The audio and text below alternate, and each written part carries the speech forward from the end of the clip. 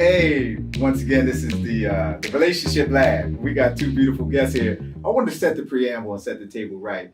So as you well know, that in a relationship lab, it's all things relationship. Mm-hmm. But one of the things we want to do is we're going to have some discussion. Okay. There's going to be some differences. There may be some dissension. But we want to give people the diplomatic tools on how to resolve conflict, right? Okay.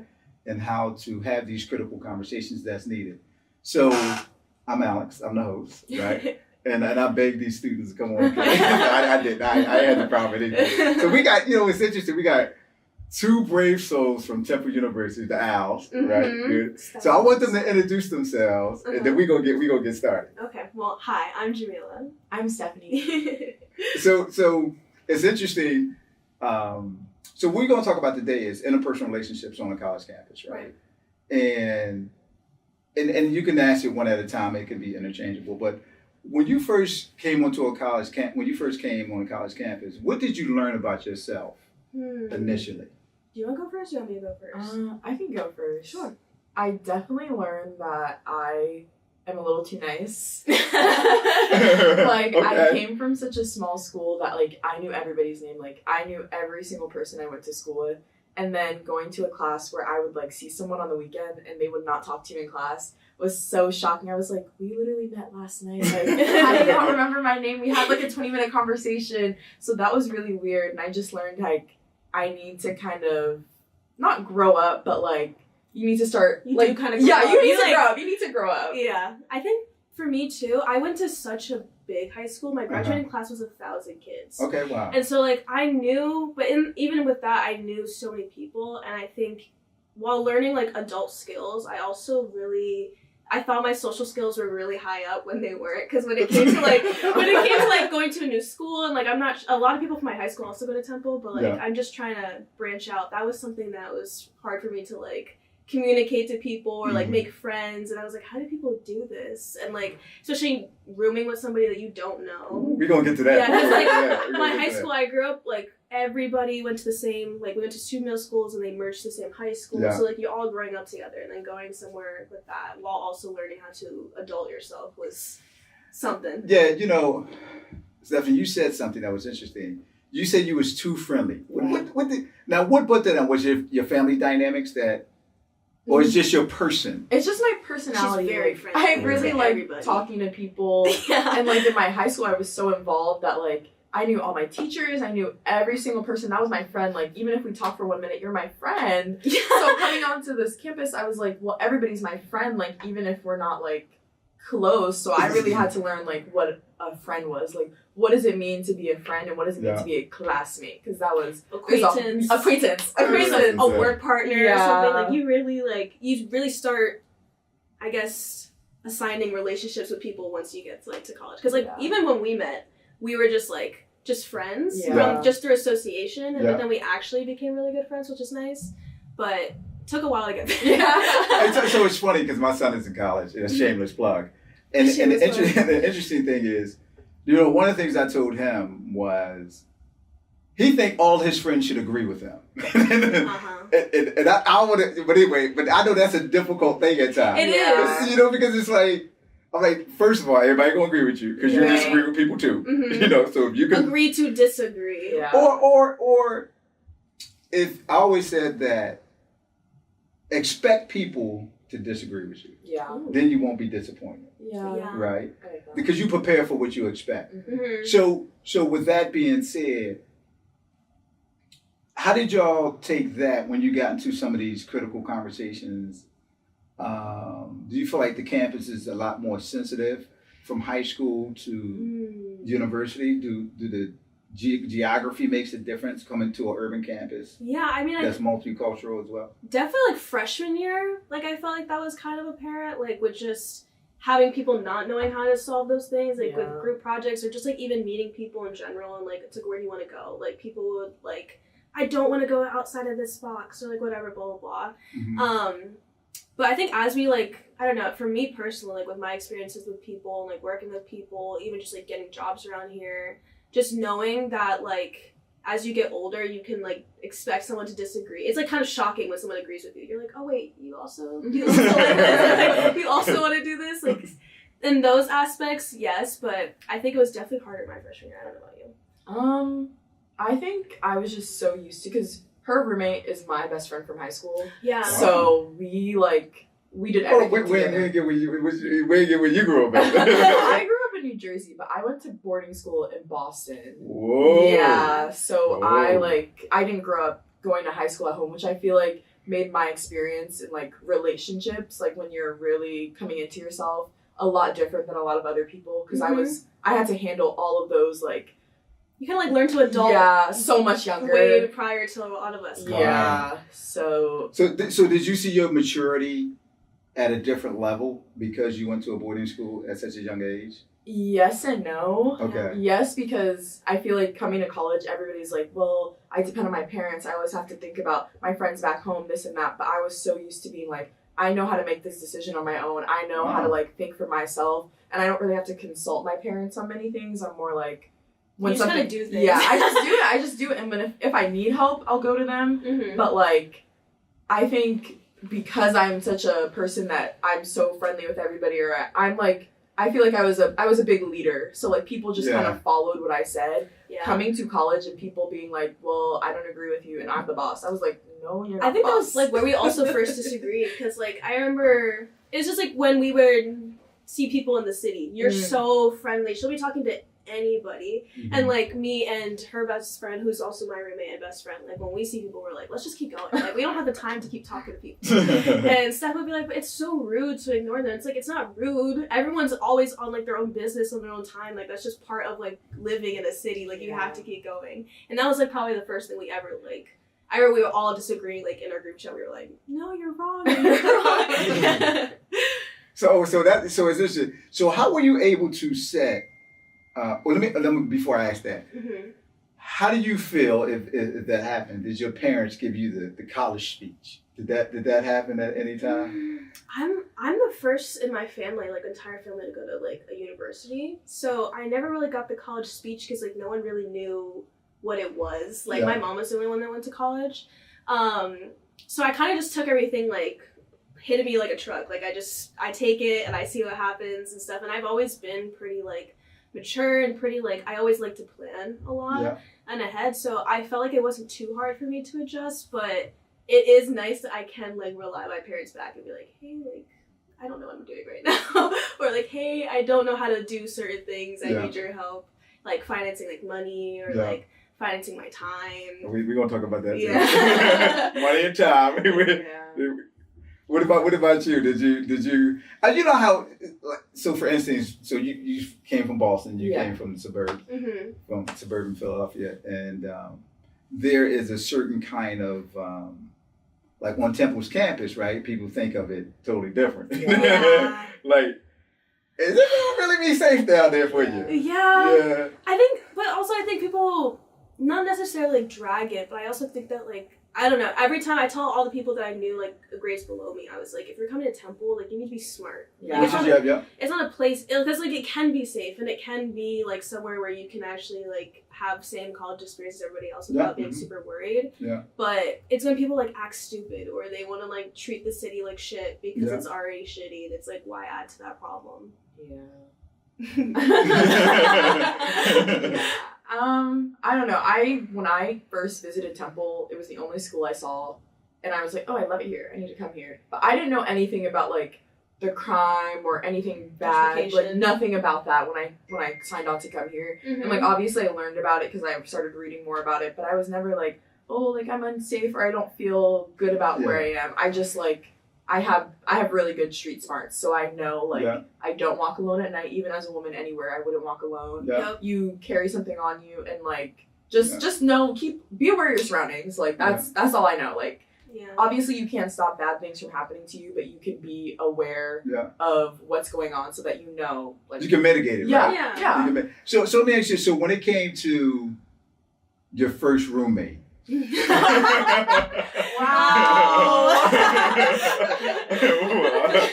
Wow, I didn't even go nowhere with that. That's all you have to say. That's all you have to say was the first one.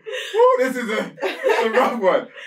How did you negotiate the appropriate boundaries and roles and responsibilities. I'll believe it right there. I ain't gonna go no further. You could go first. I can go first. There Who's were your first roommate? Oh. Yeah. So, my first roommate and I, we were not roommates for the entire freshman year. We stopped being roommates in December, and it was because of boundaries. We both lacked, like, very obvious boundaries with each other, like, whether it be, like, them bringing their friends over and letting their friends hang over my stuff, or me not being able to set the boundaries and, like, go forward with them, because I was just so used to, like, when I lived at school, like, everybody knew, they knew what to do. Like, they knew this was my space, this was my space. Like, I know what's going on. But when I started living with this person, I was not used to conflict. Like, I had never had, like, interpersonal conflict with somebody that I lived with to the point where I could not talk to them about it. Like, it had gotten to a point where, like, when she was mad at me, she just would stop talking. I can't stand that. She would ignore me. She would ignore me. And my other roommates, because we lived in a quad, she would talk to them, and I'd be like, guys, what am I supposed to do? Like, this is my friend of almost a year now, and when we have a fight, she refuses to talk to me. And then when it's over, she'll act like nothing happened. I was like, this is crazy. Like we're living together. We're living together. This is crazy. Mm-hmm. But I learned a lot from that. I definitely learned what a boundary was, how to set boundaries. Mm-hmm. And like even now, I live with two people. One roommate who I've lived with for the past 3 years, and another person who's new. I'm still learning how to set boundaries and how to be like a good roommate, because it's hard, because I live such a specific way and other people live such a specific way. Yeah. And it's like you're living together and you have to just mesh, and it doesn't mesh. And you have to compromise, and I don't want to compromise, but you have to, because you're both paying the same amount of rent. It's right. We all pay rent. We're all paying rent. That's like the biggest part. So when you're realizing like, shit, I can't even say nothing because like I pay $6.16, you pay $6.16. Come on, we gotta live together. Yeah. I got a problem with paying rent. That's a whole nother conversation for another day. But what about you? I mean, like, so my experience was kind of different, but like kind of the same. My first roommate is still one of my roommates now, which is really cool. But when we first lived together, we were like kind of the same, which was awesome. We were both super clean. We both liked the same style. Right. We meshed really well. It was really when I had problems with my other two roommates, like living with them. And the girl that I shared a dorm with, like actually shared a room. Our beds were in the same room. She ended up like not living there. Like she ended up staying at her boyfriend's place majority of the time. So I had that whole room to myself essentially. And like, I don't know if it was just like a cultural difference or whatever, but I guess the two girls I lived with, they were white and they didn't know what it's like to live with a black Muslim and Asian student. And so it's living with a human being. Right. It's like they would be shocked when I would be like fasting for Ramadan, and they would like I would be like, can you guys clean up the kitchen so I can like cook and like break my fast? And that was a big deal. Cleaning the kitchen? Cleaning the kitchen. That's a big that they dirtied up. I had to teach them how to do dishes because they didn't know how to do dishes. Wow. I had to like when they would leave like food in like the fridge, and like I have a really strong nose, and I would tell them like, please like don't make me sick, you know. And they would leave it, or I would bring my like appliances over and they would like dirty them, and when I'd ask them to clean them or like pay for it, they wouldn't. And so in those aspects, because then at that point I ended up just staying entirely to my room. I moved everything to my room. I had to live completely in my room, and it was unfair because like I was paying the same amount of rent as them. And I couldn't because they couldn't accept my boundaries. And so when I moved out, I actually ended up living with, I was like, maybe I just can't live with all women. You know, so I actually... they don't have co-ed, do they? No, they don't have co-ed at them. But then when I moved off campus, I actually ended up living with my first roommate, two guys, and a non-binary person. And that worked out a lot better. So how was that? Hold on, wait a minute. You hit something there. And I'm going to get back to the other point. But how was that experience, you know, switching between? Well, just having male So roommates. I think it only worked one. I have a lot of male cousins, so I'm always like around men and able to talk to them and stuff.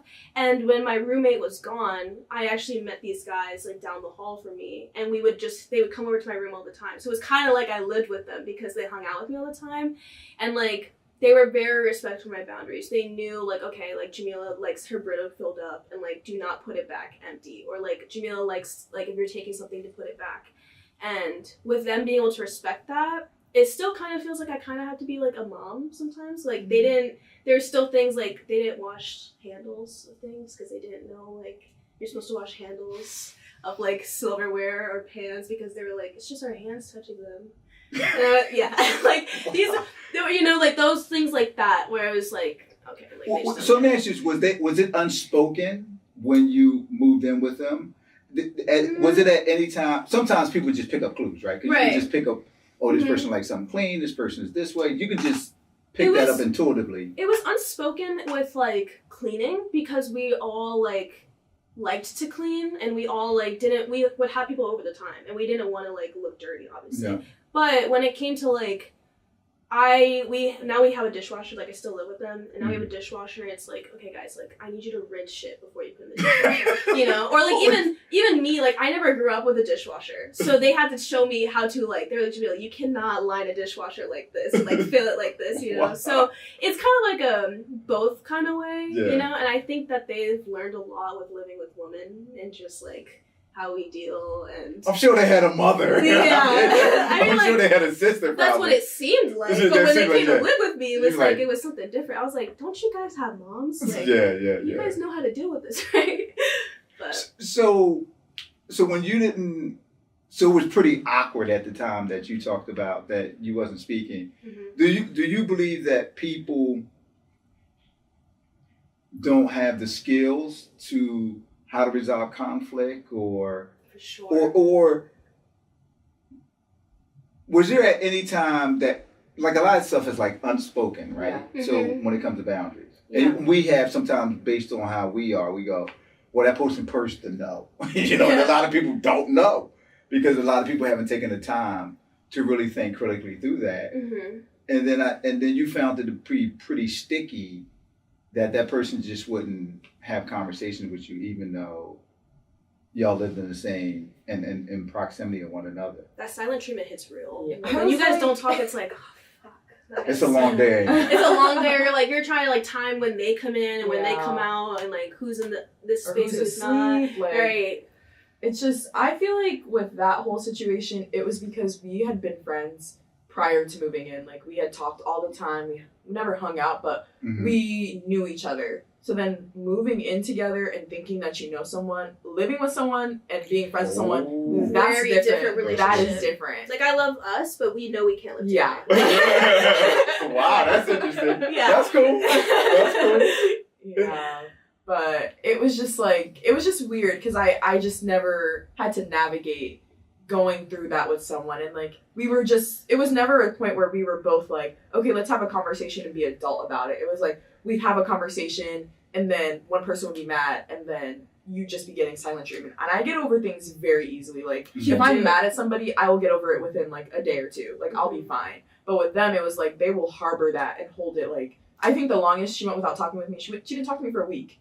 And we lived in the same room. Wow. I was like, this is crazy. Like, especially when you have like, I don't know, when you have the first initiative to be like, we need to talk this out. Yeah. Like I feel like both you and I are probably the first two people to always be like, yeah, like even my roommates now, like if I have a problem with them, it's usually me bringing it up first and being like, okay, like what's going on. So what you think that is though? Why do you think that's the case? I think with me having an older sister who used to give me the silent treatment all the time when she was upset with me, like because I get very anxious and like too much into my thoughts where like I start thinking like how far back did what I did wrong, you know, like how far back did I fuck up. So when I talk to like me, when I know something's wrong or I know something's off, I immediately go to that person like, what's going on, or like how does that feel, because it's not even just to resolve the situation, it's really for my sanity. Like I need to figure out what's going on, and I also just like, I don't know, I get older and I'm like, I'll be like, we're 18, like why are we acting like this? Like I'm almost 21. Yeah. Like I do not want to have like little baby fights where we're like silent treatment one another because we're all adults, and I also just feel like there's no time. I do not have time to like stress and worry about what you're upset about if you don't want to come talk to me about it first. Yeah. And if I come up to you and talk to you about it and then you give me the silent treatment, then I kind of really know how you roll. And that also will just be like something about like, that's probably why we won't work. But with my roommates, if I have something now, or like even all my friends now, if I have something, I can just be like, okay, something's up, or I disagree, and like that. Any thoughts, or? I feel the same way. I think Shabila and I are very similar in that way. Like if somebody is mad at me, I will think about it all day, until I talk about it. And I don't like to yell. I just want to talk. And like, I feel like a lot of the times with like kind of the people that we're friends with, they're very, I wouldn't say explosive, but they get very mad. At least my friends get pretty mad easily, and they'll like, I'm like one of those people that get yelling fights, and I'm like, I don't want to yell. Like, let's just talk it through, because I do not like being put on the spot. Like, if we have an argument, I need time to think about what is going on, and then we can bring it back and be like, okay, let's hash this out. Like, let's take accountability for both sides, because it's never just one person. And I truly believe that. And like, after a lot of the things that I've dealt with like my roommates this year, like, there's no reason why people should be sitting in anger and like not talking to each other when they live together. Like, you need to have a conversation or find some way to resolve it, because we're yelling adults. is not getting nowhere. Right? Like, what is yelling gonna do? It's interesting that once again people can't delineate between healthy, intense conversations and being angry and then getting explosive and then internalizing it, right? And sometimes those dynamics are played out. Sometimes, let me ask it this way before I even throw my thoughts in there. Sometimes the home dynamics could be the case, right? Because parents are the first people or the first teacher of their kids, whether they living in a single parent situation or a two-parent household, and how they negotiate difference in conversation and having those critical conversations, and then how they respond in that engagement or the lack thereof, because sometimes people don't even see their parents. Like, my parents never fought. I'm not saying that for me, but I'm just saying, but people have said that. So now you don't give the kids the tools tools to like interact with people outside of your family, outside your family, and then having those critical conversations. How do you think social media played a part, influences how people react to these difficult situations, or living in these spaces with other people that have diverse views and backgrounds? That's something that I think, especially with our generation, some people can be so petty and like they can really use social media as like a large negative. I mean, you're off of social media now. Yeah. Because we're gonna talk about why. Like, I don't know. For me personally, like there was this one girl or one instance where I was kind of getting like backlash, you know, for a situation that wasn't even involving me, whatever. But seeing how like easily that woman or that person or whatever they were mad about, seeing how easily they were able to like spread stuff about me or like, you know, just argue with me on social media when I wasn't even like responding to them or like reaching out or like then contacting like my friends. Like, I feel like in some aspects like that, social media can be very negative, because then you can just like behind a mask, you know, and then like then you can show like, oh, this is the Instagram page of this person, or this is their Snapchat, and don't follow this person, stuff like that, and people will take it like to heart, you know. Wow. And then like, and with me, like, I remember like I posted that I committed to Temple, and then said person took my Temple post and then was like, I can't go to school anymore because she goes here, and then like all her friends were like hating on me, and I was like, I did not. It's a bunch of people that go to Temple, don't they? Right. I was like, they like a two-person school. And I was like, where we like? This is honestly the first year that I've actually seen this person, and the 3 years that I've been here already, and that just goes to show it's like I don't understand how it can go so large with that. But then again, I also think like social media also teaches people like I can't have an in-depth or like truthful connection with somebody like that, you know, or like develop a friendship over that, because I used to be super on it, and now like I'm glad that I growing up and I kind of dialed down on that, which is nice. But you're off of it completely. I just think it's too much. Like, I feel like because we started it so young, like I got Instagram when I was in 4th grade. Whoa. Why do you need to be on Instagram when you're in 4th grade? 4th grade? 4th grade. Yes. 4th grade. Wow. Like, woo, lot of exposure. Yeah. My first like social media was like Pinterest, and I was still like crazy about that. Well, my parents, they didn't supervise me. They don't have social media at all. Yeah, neither do my parents. The most thing that my mom, she has my Facebook, not hers, mine. Wow. So like they don't know anything about whatever's happening online. So I was on it. I was texting, doing whatever. And then like when I got to college, like the whole roommate situation, the reason why it went bad was because I was using social media as an outlet. Which is like, I think that was like one of the worst things that I could have done. Even though I never said anything bad, like the way I was using it, it was in such a negative way. Like, so it's private stories. Yes. Private stories, because you're like, oh, I can like post this for my like small circle of friends, so I don't have to like text them. But then like, get a journal. Because like people go and screenshot, or then people are gonna be like, oh my god, like what are you talking about, blah blah blah, and then it just spreads, and then it saves. Like you got that digital footprint. Yeah. So I was like, yeah, why don't we get off of Instagram, get off of TikTok, get off of Snapchat, all of it. And like I also just did not like the way I only got my media from social media, like the news and whatever. And like TikTok is I'm sorry, it's a great app, but a lot of the stuff they say is not true. Yep. They lie. They lie everywhere. It's hard to find something like but stuff that's real, reliable. Yeah. And so you felt as though that influences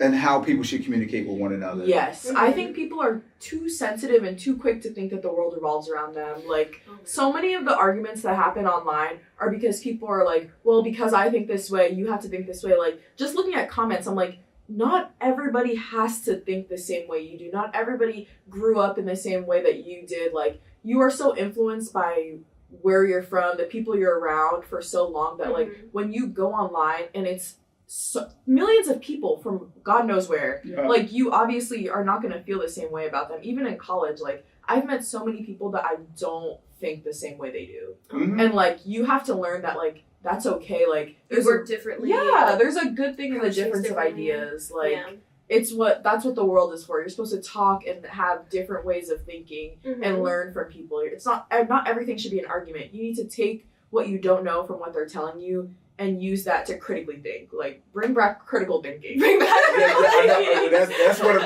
of my pillars. So it's interesting. It's a book by Adam Grant. He's a Penn professor, and it's called Think Again. And he said one of the hardest things to do is what's most challenging is to unlearn and rethink. Yeah. Big thing of unlearning. I call it deconstructing, reconstructing, right? So, because once people have been conditioned, and most people don't walk around and say they've been conditioned. The people don't walk around and say, I've been indoctrinated. No one ever says that, right? But a lot of people do, though, right? So, and then I think in a lot of these cases, I believe in a lot of these cases, that people don't have a good sense of self and a good sense of their identity. Yeah. Right? And they don't know how much culture, whatever it may be, and media, and all these different platforms have influenced how they see themselves and how one should engage. And I also believe that TV plays a big part. Because people think if you ain't screaming and hollering, you ain't really having a conversation. You know, and if you're not argumentative, you're not showing passion. Right? So I think a lot of that plays into that dynamic when it comes to that. Here's another question. So in class, right, from a teaching perspective or, the professor, how do you see people engaging with professors today? Because that's another thing, a dynamic on the college campus that you have to engage. If that professor's teaching and you can't comprehend or understand what they're saying, or they're just running through material like it's they're on a treadmill. I think what's hard about it is that like when you like in high school, it was like, okay, like these are the teachers I have, and I can like try to build a relationship or try whatever. I think it's nice in college that like if you don't like a professor or like a teacher, you can like switch, but at the same time, if you do have one, like I've had teachers where like I cannot do their way of thinking and like do their way of learning from their class, and it's really hard because then you'll like go up to them or you ask them and they'll just be like, well, you have to like either be my way or really like it's been hard because like a lot of that happens a lot with like especially STEM classes or like they'll be like, well, this is the one way to learn it, and I'm like, but there has to be another way for people who don't get it like that. Which is true. And it's been sometimes it's like I've had teachers where they've been able to like completely reconstruct a whole plan for me, or like completely like communicate with me in a way where like, okay, we can meet at these times, or like we can like making sure that I understand it, which was really nice. But then like there's other times where teachers like don't really care, especially I think with like a lot of college students having like variety of mental health like spectrums and all that stuff. Like I get like a disability agreement with it, and like some teachers will like completely acknowledge it, and then some teachers will like completely not give two shits about it. They'll be like, okay, well, you're still a student, right? Like you still have to do this, right? And I'm like, yeah, okay, I'll figure it out. And so like I don't know, I think that's like one of the biggest things in college. Like you gotta just learn to see like what professors and like working with people who may not acknowledge like things like that. But you became your own advocate. By going up talking to the teacher. Do you find most students are hesitant to do that, take that type of approach? Oh, 100%. I feel like most students don't want like they don't know how to ask, and that's the biggest part is that no one teaches you how to ask for help. When like you don't even know, like you're just, it's like I don't understand, but it's like I don't know how to explain what I don't understand. I don't know how to explain what I need from you because I don't even know what I need. And with no one teaching that, I think it makes it harder for kids to like talk to teachers. I still don't talk to most of my teachers. Like if I don't, I'm like I'll figure it out some way, or like I'll teach myself. How much y'all paying? Y'all paying good money. You better go pay y'all. I'm going pretty far too, but it's like, damn, I'm still struggling with this. But, you're I don't know. Somehow with you though, you will make sure your professors go. I know. I just like because the school I went to it was so small. Like I knew all my teachers, so like I knew what office hours was before I came to college. So like. I'm just so used to, like, if I don't understand something, I will be in your office and I'll be like, please explain how to do this one problem. And they'll be like, I'll be like, I need you to redo it really slow over again. Like, I feel like I'm just so used to advocating for myself all the time that, like, I'm going to get my money's worth. I think you learn that skill too, especially with boarding school. I wish my high school was like that. Yeah, and I feel for people because I see it in my classes. Like, even with my friends, I'm like, just go talk to the professor. And they're like, well, I don't want to, or I don't know what to say. I'm like, you are paying upwards of $40,000 a year. You need to go up there and ask them for help, or like, I'll help you write this email, I'll help you draft it, but like, we have to we have to figure out a way for you to get the help that you need, because like it's important. And I know it's hard because I personally have gone through that hurdle way back in high school, but like I understand that it's really hard to go and ask somebody when you just sat through a class for an hour and you're like, am I supposed to raise my hand and ask for help? Like, I don't know what to do. And like, some professors are rude. Like, I've asked a professor for help and they wrote me a very nasty email. I remember that email. That was crazy. I was like, well, okay. This is the learning environment. It's the higher. It was the higher education. Yeah. The institution of higher education. This is what it's called. I'm like supposed to ask you for help, and it's also hard too because like the class sizes are massive. So like, I was talking about this in my sociology class. How like kids don't care about learning anymore. They care about like just getting the grade or just getting like the finesse or whatever, you know. But like, I feel like right now my hardest class, like I still am nervous. I talk to my recitation teacher, but I don't talk to my professor because this is a 200-person class. Like, you're not going to want to get embarrassed and ask a question and be like, I don't really know where you got this number from. But then, like, at the same time, it's kind of hard to because, you know, other people are going to ask, but then he's going to be like, how did you get this far? Because I got this far. I got this far, like... I got this far because I got this far, like... One thing about me, I'm gonna look a fool in class. I will raise my hand, ask the dumb questions because there's no dumb questions. You take that to heart. And it's probably a majority of people who feel that way. Oh, they just 100%. Looking for one person to have the moxie to do it. Yeah, because like I think it also discourages in large class when like majority of people who do raise their hand know exactly what they're talking about. They'll be like, yeah, and then like you'll look around at people like are not batting an eye. Yeah. You know, where me on the other hand, I'm like, wait, what's going on? I'm like, am I hearing this right? And then I'll be like scrolling, wait, did I write everything down right? Like, blah, blah, blah.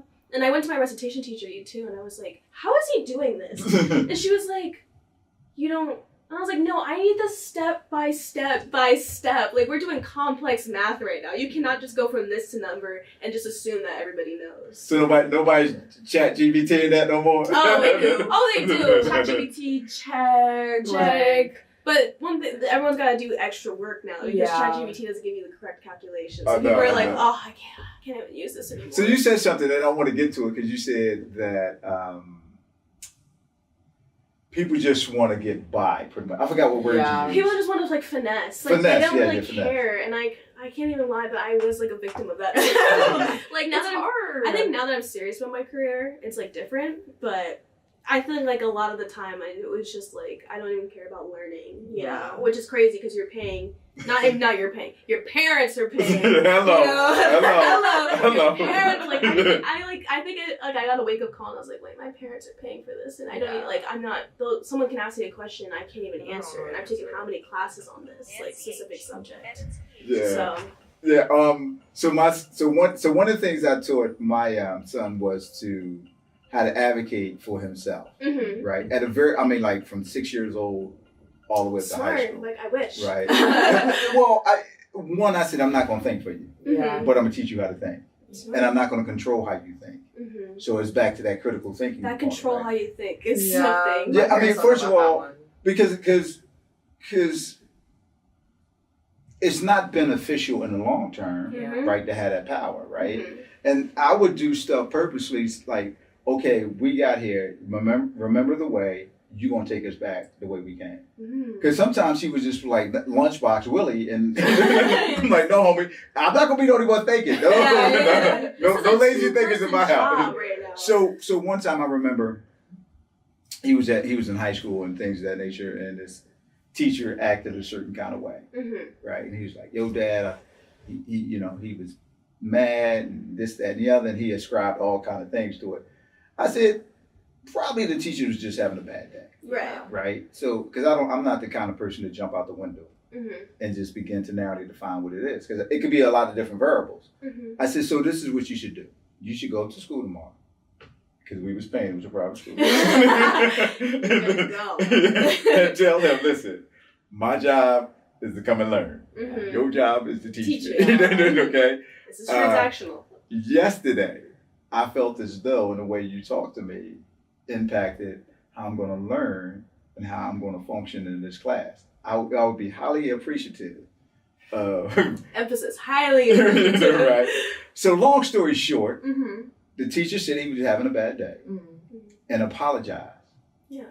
And henceforth, he looked at him different. I said that I would be shocked if the teacher just flipped his lid and all that other kind of stuff. Right. In the way that you did. And he probably going to look at you differently. And he came back and he was like, yo, the teacher was like, hey, man, I really appreciate you coming up to me, having that conversation. Yeah. You know, and I said, be calm and measured, right? Because you got to tell them, look, first of all, this ain't free. Even if it's public, it ain't free. Taxes are paying for it. Oh, 100%. Right? If it's private, that's a whole nother dynamic. So it's really teaching them how to advocate for itself and then having those kind of conversations. Right. You know, go up to the teacher. This is how you go up. And then he did this with I would do this with his friends too. Okay, you got a beef with somebody? Yo, you got a problem with the roommate? Okay, now don't go when you're bent out of shape. That's the wrong time to go. Say, we need to have because he got some roommate challenges. And I said, look, we got to have this is the board of directors. And we got to negotiate how we going to live in this space, right? That's mutually beneficial. Because, and then people avoid it at that time. It's not going to get better. Right. Because at one time, they're going to live with somebody. Yeah. Did he find it harder to resolve conflicts with his friends over, like, his roommates? Well, this one person in particular, he chooses not to be functional from a health standpoint. I mean, as far as cleanliness, like you were saying. Right. And he just sucked it up and was like, well, I just got to suck it up until I leave and I'm not having no roommates no more. You know what I'm saying? And we're paying a hefty price for that, by the way. So yeah, but I do think that one of the things you brought up was the whole mental health aspect of that. And colleges are inundated with that from a lot of different perspectives. So Nancy, so if you do run into, and then I want to jump into a couple other things. Is that any time that you call back home or call your uncle, your cousin, you know, and say, hey, I'm dealing with a situation. How should I best approach it? I think definitely now, but for a long time I didn't really tell anybody about like what I was struggling with. But that was because I didn't feel like I had like that safe space to. Yeah. Because my I'm half Asian and half Black, and Yeah. so like there's already like those cultural differences and how they handle things. Like my Asian side, they like sweep it under the rug. Everyone's just supposed to ignore it until everyone else is fine. And then like on my dad's side, it's like, okay, like we acknowledge that this issue happened. We don't have to resolve it. We'll just acknowledge that it happened. Right? And so when I was like struggling with stuff, and like especially like with my like I have like severe depression. When it came to that, like I for a while I couldn't talk to my mom about it because she would be like, why, like, what is upsetting you when your life is so great? You know, like you're not poor, you're not on the you're not on the streets, like you're being fed. Like, what is there really to be so upset about besides like just having a bad day? Like, how is it like something so consistent? And then we had like a breakthrough conversation, and now like I feel very comfortable being able to go home or like call like my mom or my dad and being like, hey, I'm struggling. How do I like fix this? Like I call them all the time. Yeah. The smallest issues, and I'll be like, I don't really know how to handle this because I always want a different perspective than what I'm thinking about because I feel like I give good advice, but it's hard for me to take back my own advice. So I kind of need to hear it from somebody else again. And you know, when parents kind of know how you act, and parents know what your like true intentions are most of the time, and I'm very thankful that like now I can talk to them and ask them for help if I'm going through that stuff, but I know it's not the same for everybody. Because, like, I see that with my roommates, or, like, I see it with you. Home. No, they're not calling home. AET for home. No, or they're thinking of something else to say, and when they're calling home, you know, trying to, like, mask what is actually going on. And, I mean, I don't blame them. My parents are also really young. Yeah. So, like, I think that's also, like, I kind of, like, I grew up with them. Like, my parents are, like, in their early 40s. And so, like, I grew up with them, and so they, like, will understand, like, kind of the stuff that's going on, like, around, like, my age, or, like, seeing stuff that's going on, like, just where I live, which is advantageous, but, like, at the same time, like, my other roommates, their parents are, like, in their 60s. So, like, I know for them it's also, like, a little harder to... That generational gap. Right, like, to be able to express that, where, like, my parents were not in their 20s too long ago, like, they'll remember that pretty well. Well, the other people should be much more mature, but that's a whole other dynamic. And understand the cultural dynamics in which your kids are growing up in, right? And then spending that time. I find how often people do not, I do a lot of mentorship, but a lot of people don't talk to their kids. They don't want to talk. They don't want to talk. That's not your friend. That's not your friend. Or they want to try to be your friend too much. Yeah. Or, so in a sense of, you know, how was your day from a parental standpoint, or in a sense of talking about subjects, or in a sense of heavy on the subjects. Yeah, my son debates me all the time, but that's another story. It's not too many things that we can't talk about, but we do, and I got 2 daughters as well, and I have those kind of conversations. Like I want to teach them how to have conversations, and then how to have. You know, I remember one time he says that, well, you know, I really don't want to, you know, I can't talk to you right now because what I'm going to say is going to be disrespectful. So, and I said to him, I said, well, listen, I'm going to teach you how to say things that are respectful. You, avoiding it don't, my point is, if you don't work on it, it don't get worked on. And if you don't work on it, it ain't going to work. That's my mantra, right? So the only way you get good at stuff is if you work on it correctly. So I say, look, let's sit down and have a conversation, and then you'll know how to express yourself in a way that's, you can be verbose, but you can be very respectful. So teaching those kind of techniques to him, but don't avoid it because this is going to help you out somewhere else when you got to address another situation when you don't agree with someone. Yeah, I think I also had to deal with my parents. I feel like we cannot talk about things like this, you know, in like this specific tone. Or I would like talk to my dad about certain things, and I'd be like, we can disagree, but like you can't talk to me and tell me I'm just wrong. You know, like. It's okay that we have different opinions. Right. Can it be proof of purchase, huh? Right. Wait, let me Google it. You know, or I would have to tell them and be like, if you're gonna talk to me about this, like, I need you to talk to me with like grace and like talk to me with understanding that like you don't understand, so I'm here to help you understand. So it's 3 things I think that works out. Well, it's probably more than 3, but one in conversations I say, one, let's think critically. Right, let's look at the information and then look at it. And then once we do that from a critical perspective, right, of really diagnosing what it is, right, and uncovering, right, doing some excavation through exploration, right. And then number 2, can we be objective, in that whole piece. Right. And objectivity, seeing it outside of your own perspective, right? Looking at it from multiple ways. And then number 3, can we do this in a constructive manner? If you get those 3 things, you probably in the 1% in any conversation. And one of the things I think too often in how we communicate is a zero-sum game. You're right, I'm wrong, that's left, that's right.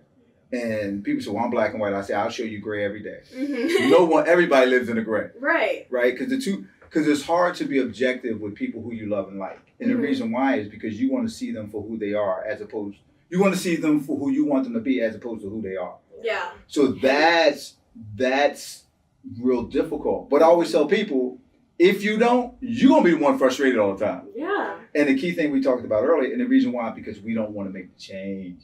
See, people say, if I see you who far I want you to be as opposed to you are, I never have to change. Right? So, but if I expect you to be who you are and then learn how to deal with you from that perspective, then I'm free and you free. Because I'm not going to expect what you're not capable of. Because I'll be frustrated. I told myself, look, the standard I have for you is based on your capability. Yes. I'm not going to expect. I'm not going to expect what you're capable of because I'm going to be mad all the time. Right. And I think sometimes in these relationships and conversations, some people haven't built the capacity for disagreement. They haven't built the emotional bandwidth. Heavy on the emotional bandwidth. yeah, right. But the only way you can do it if you exercise it, right? If you expect people to disagree with you, you're probably going to be in a good space. Then you won't be shocked if they do, right? I learned that with Massimo. I mean, sometimes the food we eat don't agree with us, right? Sometimes we need to stop eating. That's it. So, how has those interpersonal with the opposite sex gender kind of plays into it, and that whole let me ask it this way: what's the state of relationships on the college campus? Let me ask it that way. Versus with men and women. Yeah. I feel like I don't have a lot of male friends. I have like one male friend that I've been friends with for 7 years now, and like he's in another country, so I don't get to see him in that like state all the time. But when we have conversations, they're very constructive, and I feel like we listen to each other. But I think that's also because we've grown to know each other in the way that like whether we disagree or not, we're always going to hear the other person out for like what they have to say. But he's also very similar to me in his thinking, so like even if we don't have the same ideas on something, like we're gonna be like, okay, so how do you feel about this? And then I'm like, this is how I feel, and we're gonna go back and be like, okay, so this is where we don't agree. But like I've never had like a platonic relationship with a man while in college. That's been like put that caveat in there. That's been like, oh, like we're disagreeing or we're having a conversation about so and so, and we can like get to we're able to talk it out. Like I just don't have male friends like that, and I feel like one is because when I do talk to men, I don't want to hear them. I'm so sorry. I'm so sorry. Like there's not a lot of guys that I want to talk all to the time. I just wait a minute. Hold on. Time out. I can't let you go by that. Wait a minute. You said she's like, why am I listening to a man right now? That's what she stop with. So and I'm being funny, but what made you come to that conclusion? Is it they talking nonsense, or is it they trying to crack on you, or is it you had a whole intellectual another level? It takes strength. I think it takes strength. In what capacity? What you mean? I think it takes strength to like men and women experience things and they think about things entirely different, which is natural, you know? Yeah. And I think it takes strength to always understand that. Like, and I think emphasis on men in college. Let me say that. I think that the more mature men that I've talked to in that sense have been able to like have a constructive conversation. Like we can talk, but every man I meet in college, like you don't want to hear anybody but yourself. Like maybe that's Temple's campus, but I'm trying to talk and you're just like, whoa, and I'm like, you're not making sense. Like I'm trying to like explain my sense, and I hear you for what you're saying, but you don't even want to think about the other side, the other perspective. Like the last like argument I had with a man, he was fighting with me because he was like, well, if somebody says something to you on the street, I have to fight them. I go, you don't have to fight anybody. Oh, I remember you texting me this. You're like, am I like insane for thinking this way? And I was like, I mean, I don't know what he's going through. Right? He's like, well, I had to be a protector. I was like, you don't fight? No, you don't like. Well, what if I don't feel good about you putting your hands on somebody for the sake of me? Like, I don't like that. Well, you could just walk away. And I'm like, but we're not hearing each other. We're not having a constructive conversation. Like, we're just going back and forth. And also, I just feel like in the classes that I'm in, I don't tend to talk to a lot of men anyway. So, like, I just don't have a lot of interactions with men where I've been like, let's go back and talk again. Like, let's have another conversation. Oh, now wait a minute. You live with two guys. Yeah. I do.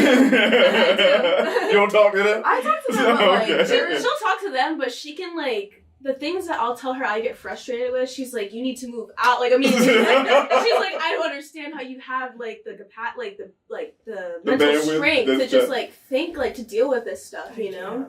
Like, I take it for you. I think for me, like, I don't know, majority of my friends are actually male, which is like brave. And I think it's honestly because I didn't have a lot of like female friends. Well, I did. I actually did I had a really large female friend group in high school. Yeah. Too many disagreements with that. And I was like, my first write-off was just that women are too emotional. And like, I'm one of like, it sounds like misogynistic to me say that, but it's like, I can't. Like, I'm glad you said it. It's like, oh, I can't Alex deal with didn't say it. Right? But then like when I hang out with like men, I don't know. Is it wrong to say that it sounds like sometimes they'll just listen and like, they'll kind of take it because it's like, oh, like, that's my girl best friend. And if she's saying something, that's something she's the one person I will listen to.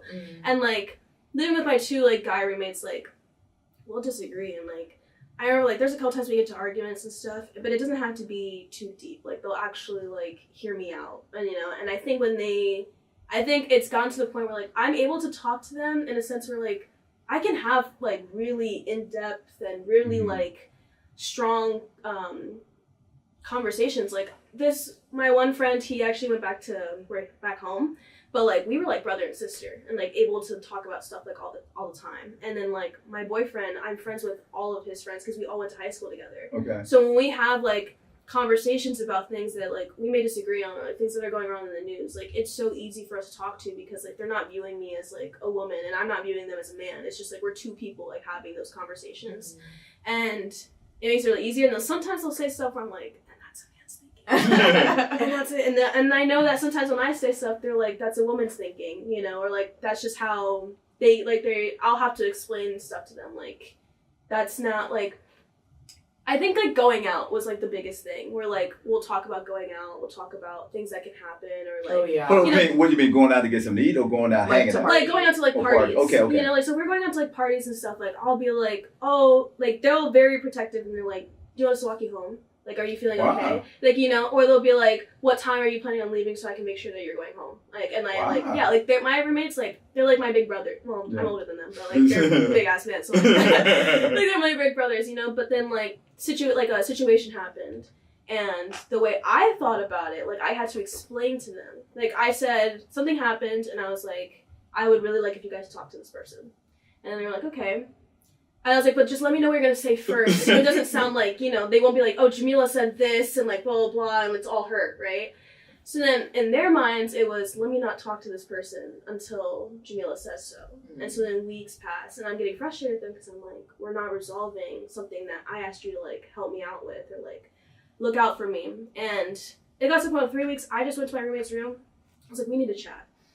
And then we had this whole conversation and he heard me out. He was like, you know, I don't think about it that way because like he doesn't have to, you know, you're not a woman. Yeah. And so he was like, I appreciate you talking to me about this stuff. You know, he was like, for me, like, I just don't want people to think that like I'm being soft, I guess, or like I don't care about like my teen or whatever and blah, blah, blah, blah, blah. And, you know, I get to hear that and I'm like, okay, I hear that, but like it gets to the point where like what matters more to you, you know, and like what like as your morals, like what matters more to you in your morals. And I think that's a good, like, all my male friends I would say have good morals, and it's very nice to have those conversations with them, you know, because like with women, I don't know, I still struggle a lot with having conversations with women. Those are honestly harder for me than with men. We are so opposite. I know that's why I agree with you. Guys, at times, this is not a blanket statement, but generalizing here, that guys can't they don't want to hold stuff like that for a long period of time. They don't. And they don't. They gotta like, reconcile because it's it'll like, be gone for them, you know. Yeah, I'm like, Or they just keep my dad's like, that's a woman thing. I'm like, what? What? That's Like, well, hold on. Just- What do you find out that a lot of times that in these conversations, and I have my son, I tell him all the time, I said, sometimes just look to have a conversation. Don't look to debate and don't look to argue. First of all, a debate is knowing both sides. It's having the information, right. unless a bunch of opinions running around. Because people think arguing about a whole bunch of nothing is gonna get somewhere. It's an opinion, and people don't have the data, the information to have a real thorough, in-depth conversation from a debate point of view. Right. Because you just gotta know both sides of the perspective. The other thing is, if people only looking to be right, what the heck are you talking to me for? Right? People got to understand, and I always say, do you want to be right or do you want to be effective? Ooh, good point. I should bring that up to my one friend. We trying to give them the tools, right? Because listen, because you don't learn if you write all the time, because then you're not open, right? And I think some people, and you can't base, well, you can. It's not beneficial that you base your whole emotional being in validation if someone agrees with you. First of all, you're giving people too much power. Right? and then you got to look at the dynamic from a perspective as, that's cool. We can see it from a different perspective. And I always tell people, what you eat don't make me fat. And just because you disagree with me, that don't mean my thought now, unless it's something crazy. Right. We put this in perspective, right? Yeah. But I think at times people are looking to win arguments because they're looking for emotional validation. And once again, if you don't express it in a way that I express it, then you're not serious. Right? Because people just looking to be validated based on their behaviors from someone else. And how to balance that spectrum in that conversation takes a lot of emotional intelligence. 100%. And maturity. Right? Because like you said, it could be cultural too. Right? It's a lot of different cultural dynamics that play into it. And just because people who look like you don't mean they experience the same thing. Exactly. Hey. You know, I mean, it's a lot of, and then a lot of times people argue. I won't keep saying him, but I told a young man who happened to be related to me. I said, I can tell what you eat by how you speak. Oh. And I'm talking about what you eat here. Okay. Right? You know what I'm saying? You know, so people, you sound like somebody. Have your own thought. And that's a lot of times people pick up their style of argument or their style of approach predicated on somebody else who they greatly admire. And one of the biggest things is when we having these conversations, people say, well, who's number one? Well, how come they both can't be great? I agree. And then people want to beat you. Well, he's greater than him. What if I say I don't care? Now what? And that's what I was trying to tell you. Some people don't care. You can't make people care. You cannot, no. And sometimes we in these situations, in these environments, we're trying to make people care to validate ourselves. Yeah. It's so hard though. Like, it's so hard because I just want someone to, like, when I'm having a conversation, for you to completely understand where I'm coming from, but like, or like, how do you not care about something that I care about? So You care about me. So here's the thing, right? And this is nuance, language, and this is nuance, right? So the hardest thing, or one of the most difficult thing, or most challenging thing, is people think you gotta agree with them to understand them. I can understand. Now here's the difference. I can understand you, but that don't mean I have to treat you differently. Right. That's the maturity component, right? People think listening means agreement. See, we just, in our head, they be like, you don't understand. Be like, nah, I ain't got a comprehension problem. I don't agree. Now let's talk about, I understand you, but I don't have to agree with you. That's where people got to get from a maturity perspective, because they think disagreement means lack of care, right? So that's what's going on subconsciously in their mind. And then people say, you're not hearing me. I'm like, no, I hear you. I hear you. I don't agree. Unless you're able to differentiate that nuance at that time, and sometimes the right words. Sometimes we don't have the right words and don't ask the right questions. And that kind of caused a lot of consternation and miscommunication. They say it caused businesses, right? Poor communication, it costs businesses $250 billion a year and lost productivity. They said 91% of people have been misinterpreted and misunderstood, and 1 in 5 out of that 91% have been reprimanded, demoted, or fired. Jeez. Reading is the new active listening, they said. And the person said, what do you mean by that? I'm like, when you read, you hear what the person's saying. Mm-hmm. And they said writing is the new empathy. Because guess what we do most of the time? We text a lot.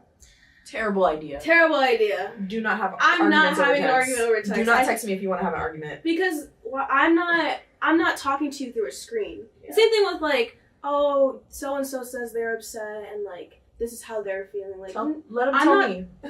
I'm And you know what talking you know what the funny thing is? Hmm. In that same data point, they said a video call like Zoom, right? Mm-hmm. And a phone call is worth 1,000 emails. Really? Because you hear tone. Tone is Your so tone. important. Yeah, Tone. yeah, Like yeah, when that's- you're texting, there's only so many emojis I can use to convey how I feel. And then when it's an argument, you cannot like convey and then you're it. over explaining to you like this is not what I'm trying to say, but like you get what I'm saying. Yeah. You know. But I think that's when you got to get in that room, Yeah. right? In that conversation. And I would offer, let's have some rules of engagement, I like that. right? So a couple other points, right? Number 1, can we be honest? Yeah. Number 2, can we have integrity? Person action, what's the difference between integrity and honest? Integrity is what you don't see that I do, and honesty is what I do in front of you. Integrity, that's the difference, right? And then number 3 is, can we be respectful, Mhm. right? And can we be open? And see, open don't mean I agree. Yeah. This Yeah. one, so Open is just like hearing out. yeah, hearing out. Like we can look. It's if you come from Temple campus, it's 10 ways to get downtown. In 10 ways. 10 ways. Mm-hmm. Now, if you only know one way, you stuck. Right.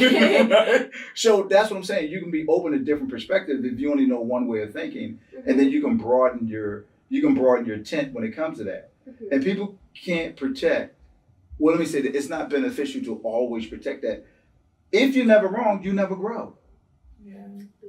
Hello. They got edit. Hello. They got edit, on most of these programs when you're writing, right? They got, Yeah. oops, I didn't mean to say that. Click. Oop. So I think it's having these kind of tools, especially in today's space. And I'll say this as we wrap up too as well. Mhm. I remember I was telling a story to someone, and people personalize a lot of things. Yeah. Right? So I would tell you this story.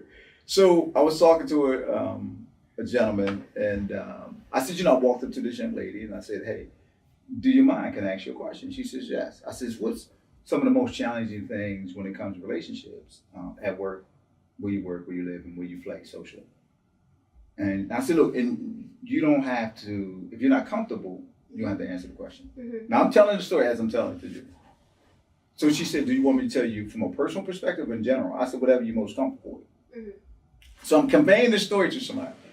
And the person said, well, to some people that would seem intrusive. Oh. I said, okay. And then I said, first of all, who them some people? I don't know who them Right. some people are, because some of the people can't see it because they're part of the conversation. Yeah. Right. And then the second thing the person said was, then they begin to tell a personal story. When I was at work, this happened to me. So I said, why are you personalizing? He said, well, I'm not personalized. I'm like, you just told a personal story. Like, this ain't got nothing to do with you. You're right. So sometimes what I'm getting at, and sometimes in conversation, and we got into this big dialogue. So sometimes in conversation, people inject themselves in the Yeah. conversation and personalize. Like people say, well, Alex is, people say, well, all men ain't no good. They ain't talking about me. I'm good. You I'm should- chilling. But I'm just saying at times we personalize because people got triggers, Yes. right? Based on trauma. Yeah. And everybody don't know everybody triggers, Mhm. right? You say a word, another person said, well, you can't use this word. I said, wait a minute. You telling me, I don't know. And this person said I should have tolerance. So you're telling me I can't use a word by the story I'm telling you that somebody told me about. Right. But people don't hear how they sound. Yeah. Mhm. So this is what happens at times. Yeah. And first of all, do you know what it takes to tell a grown man what word he can't use? I mean, what? Like, hold up, wait a minute. Yeah, We ready to be outside. but the person got triggered Yeah. Yeah. because they had trauma, and people think in the subconscious but speak in the conscious simultaneously without them understanding that. Yep. Because they don't really hear how they sound. So when that happened to me, I said, I'll tell you what I'm going to do. I'm like this. I said, I'll tell you what I'm going to do.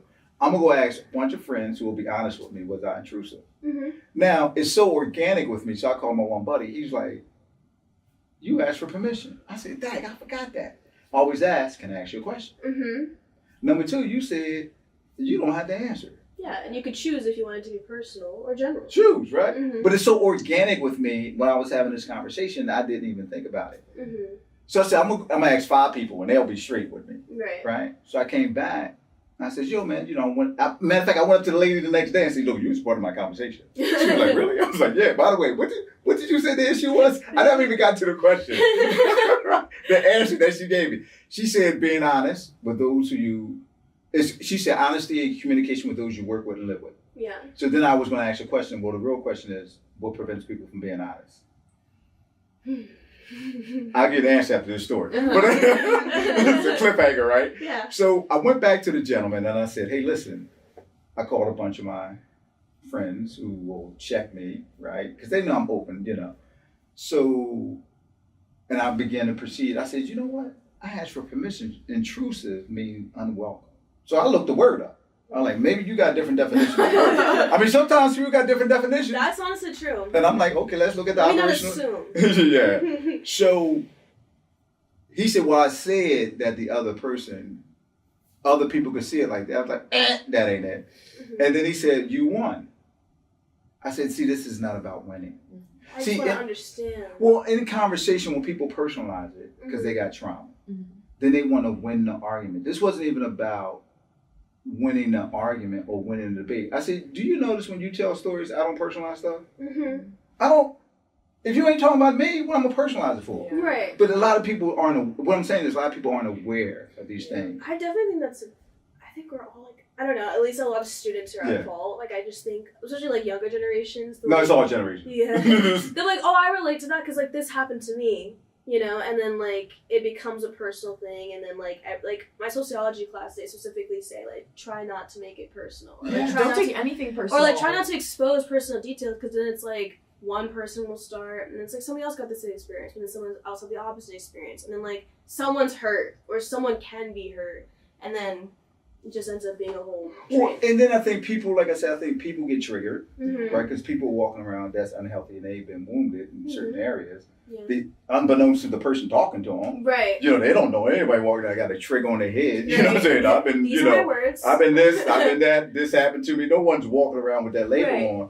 And then sometimes you'll step on it unintentionally, and then they'll just react, right? And when you watch most TV shows, they always say, so how do you react to? You see people interview. They always make you reactive as opposed to proactive or thoughtful. Right. So when people see that, they begin to communicate from that dynamic. So these are some of the things that, and it's, listen, I tell folks, when you get older, it don't go away. Sometimes it get worse. You just have to, if you don't work on it, I keep telling folks, it don't work. So let me ask you this from your perspective. What are some of the ways that you see that we can bridge these communication gaps when we come to how we communicate and relate to one another, right? With your peers, right? Also with the opposite sex, with I don't know why I'm talking to that guy. And then we got to help her out, get her some male friends, right? That she can talk to, just talk to. They're great. Sometimes they can really be great. He's nice. What do you think first? Go ahead. I think honesty is a big one. I struggle to be honest with myself even. So like having conversations where you're fully honest with somebody, especially your friends who are people that aren't supposed to judge you, or you're supposed to be able to like take what they say and like not take it to heart.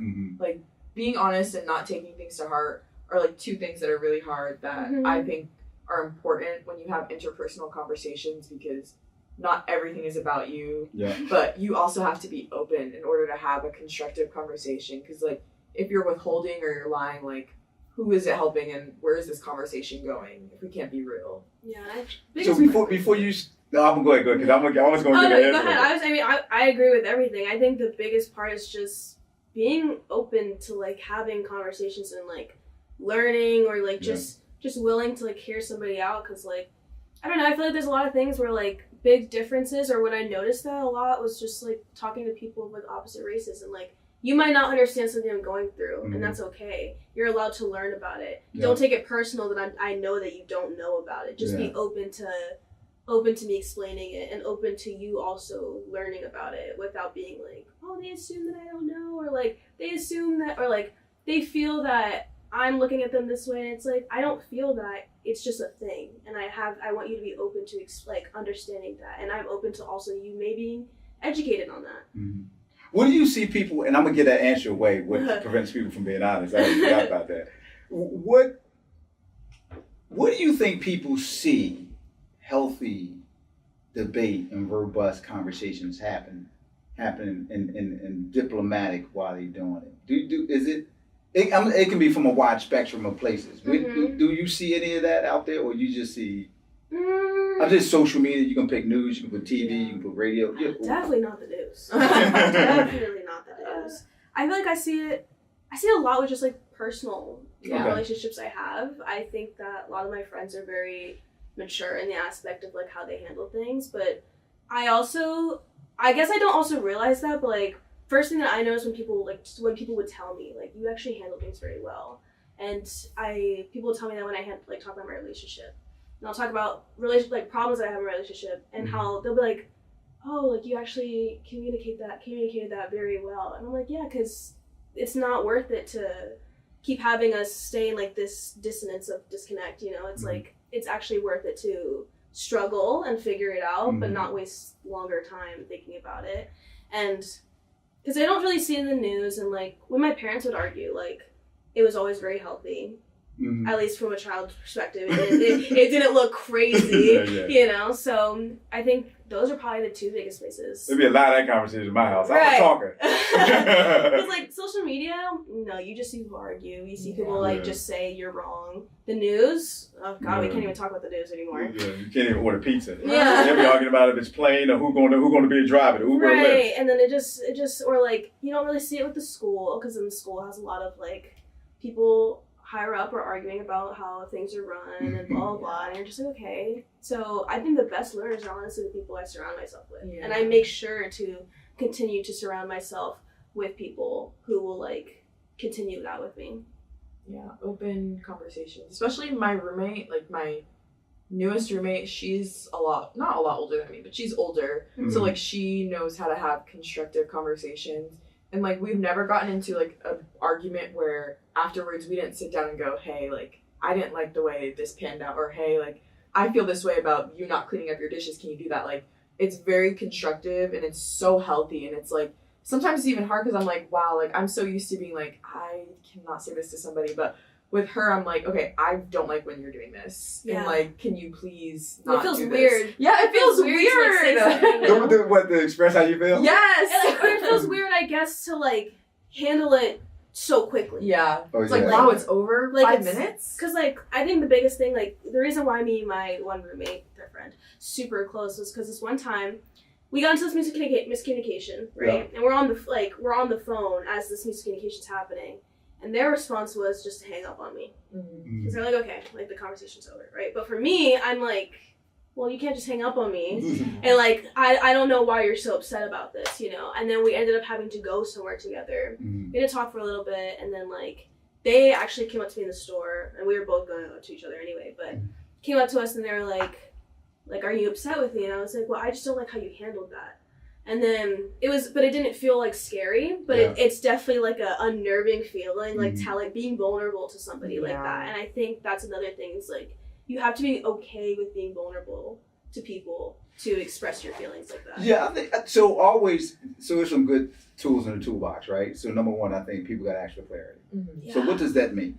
Right? Whatever it may be, what it means from your perspective, right? So I found that if you do inquiry, right, without trying to control the response. So I did leave a cliffhanger. So people forgo honesty to get a need met, So people say in their head, if I'm honest, what it's going to cost me. Now Yes. they're not saying it. I'm saying it like out loud, right? In their head, that's what they're processing. Another one is people try to control the response of the person. Mm-hmm. So we'll gauge and hedge, and sometimes do trapdoor questions because we want a certain response from the person. I am guilty. so I always say, don't try to control. The people say, what's the art of asking great questions? Don't try to control the response. Yeah. That's the art. And then know the what and the why. Always ask yourself, what's the why? What's the what? What am I asking and why I'm asking? And it frees you. It will free you. And then you'll learn how to ask great questions. So the other thing is, so when you think about it from this perspective, right? So in one's belief system, right? Then you gotta say, what influenced one's belief system? Right? The way they think. So then that determines what? How I see you. Right? Based on, and we get a lot of different images and we got a lot of voices in our head. Right? And tons of them. From all different places, right?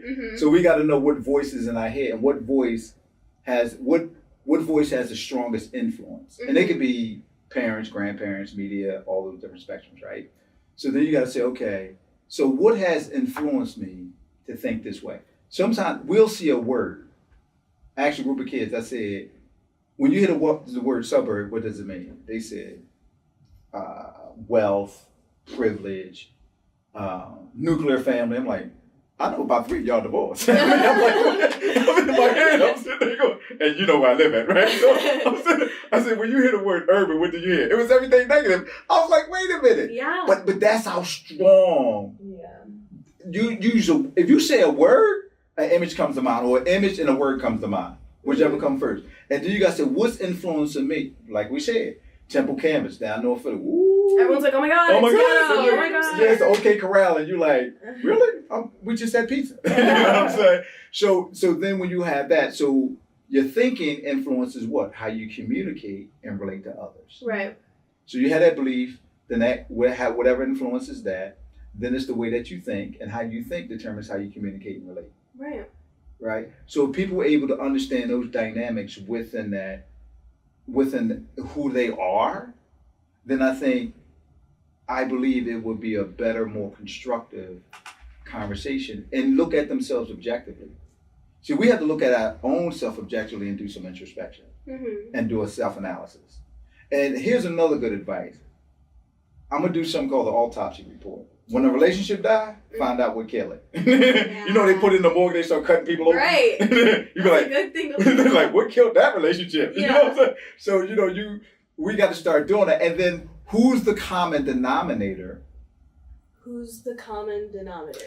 In this situation, right? Is it me?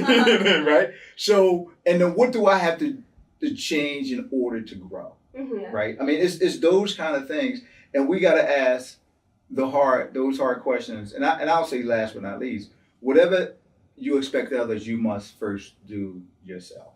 Yeah, 100%. If I expect you to be friendly, you should be friendly. Yes. Right? If I expect you to be forthright. Now, it's all within a certain context, right? Being open up, because you can't be open with everybody. You can't be telling everybody your business. I'm not saying that. But I think if we go by these governing principles, and that's the other thing, what are the governing principles and how we going to engage in discourse? I would even say this as an exercise. I would even recommend when the 4 people get that quiet, say, yo, we're going to have a conversation and let's put some rules of engagement in place. Oh God, I think I would have done that. They would have just like bullshitted to my face. Cause like, well, that's write them down. You can hold them responsible for that. No. It's because you say, yo, this is how we're going to engage. And then say, what word do you think will be cool for us to communicate, relate to one another, even when we disagree? We can say diplomatic could be the word. Then they got to say, okay, write it down. Right? And you write it down, and then that way, and what it's going to do is going to teach people how to have that conversation and hold themselves accountable to that. For sure. Right? And they say pick the word and make sure it's positive. Make sure it's nice. Make sure it's not. And then that way, this will help people begin to have, and it will help you with them guys too. Like, listen to what I'm saying and stop talking all the time and yell right? So, but this will help in that activity. Having those kind of activities, doing a group project. What role we going to play? What we going to do? This, that, and the other. Because we got to negotiate that. The better you become at it, then you know how to deal with people. And let me say something. I tell folks all the time.